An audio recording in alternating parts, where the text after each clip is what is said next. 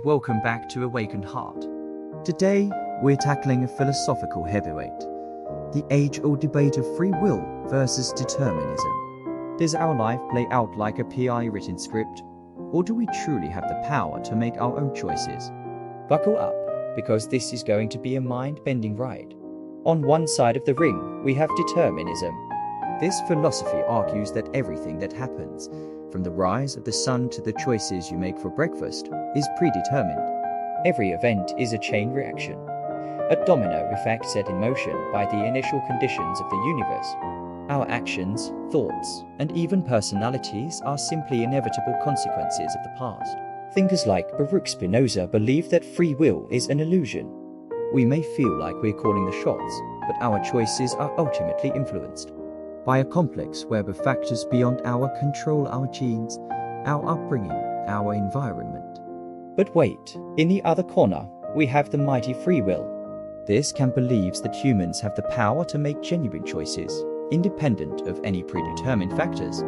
We have the ability to weigh options, consider consequences, and ultimately decide our own path. Philosophers like Jean-Paul Sartre argued that we are condemned to be free. We may not choose the circumstances we're born into, but we choose how to respond to them. This freedom, though sometimes daunting, is what gives our lives meaning and purpose. So, who wins this epic battle? The truth is, it's complicated. There's evidence to support both sides. Neuroscience suggests our brains start making decisions before we're even consciously aware of them. Yet, we do have the capacity to change our minds, to resist impulses, and to learn from our experiences. Let's explore this further with some thought experiments. Imagine you're walking down the street and see a lottery ticket vendor. You've never played the lottery before. Is your decision to buy a ticket or not predetermined by past experiences? Or a random firing of neurons in your brain?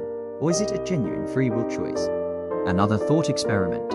If a murderer could be proven, through brain scans, to have a genetic predisposition towards violence, would they be held completely responsible for their actions, or would their deterministically influenced brain be a mitigating factor?